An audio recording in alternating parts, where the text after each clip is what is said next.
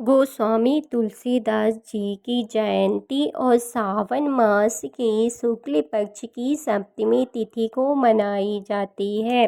तुलसीदास के मंगलचरण सुख समृद्धि और बुद्धि के लिए चौपाई शुभ कार्य के शुरुआत में पढ़ी जाती है। जो चौपाई इस प्रकार से है। मंगल भवनिया मंगल हारी द्रवहु सुदशेर से अजरी बिहारी। और संकट नाश और उसके लिए दोहा जो पढ़ा जाता है जो इस प्रकार से है। राम रजीवे नयन धरे धनु साधके रामा भगति विपत्ति भजनि सुखदायक सिया रामा। इस प्रकार से तुलसीदास के अनेक लोकप्रिय दोहा पढ़े जाते हैं। अब तुलसीदास जी का जन्म कथा और प्रसंग इस प्रकार से है। तो जन्म स्थान तुलसीदास का, इनका जन्म चित्रकूट के राजापुर गांव में हुआ था।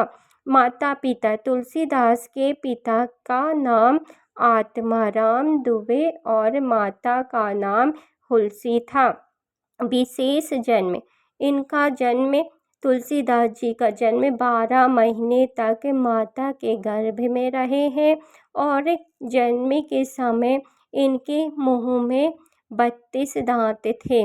प्रथम शब्द तुलसीदास के मुख से जन्म लेते ही प्रथम रोए नहीं वह। प्रथम शब्द उनके मुख से यह निकला था। राम राम करके मुख से वह पहला शब्द उनके मुख से निकला था। प्रमुख कथा हनुमान कृपा। और तुलसीदास की प्रमुख कथा और हनुमान कृपा किस प्रकार मिली, यह इस प्रकार से है। तो हनुमान चालीसा।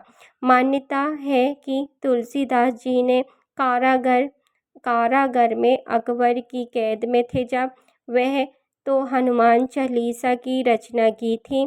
दर्शन, उन्हें अपने जीवन में कई बार श्री राम भगवान के दर्शन हुए और हनुमान जी भगवान के भी दर्शन हुए हैं कई बार उनको अपने जीवन में तुलसीदास जी को।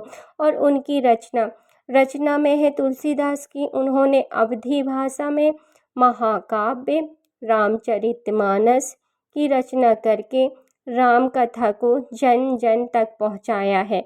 अब तुलसीदास की पूजा विधि किस तरह से तुलसी जयंती में करनी चाहिए वो इस प्रकार से है। पहला है तो अपन को स्नान और सफाई, पहले उठकर नहा धो के अच्छे मंदिर को साफ करना है।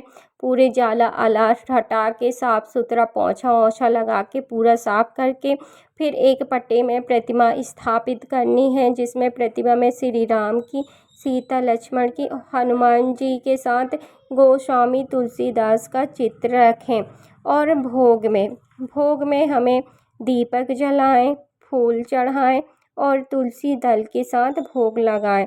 भोग लगाने के बाद अच्छे से भोग प्रसाद खा के ग्रहण करना चाहिए और सब में प्रसाद बांटना चाहिए और क्षमा याचना करना चाहिए कि भगवान मुझसे अगर कुछ भी गलती हो गई हो पूजा पाठ में तो मुझे कृपया माफ़ करना। मैं एक अनजान हूँ और मुझे पूजा पाठ का कुछ भी विशेष रुचि और विशेष अनुभव नहीं। अगर यह तो चैनल को सब्सक्राइब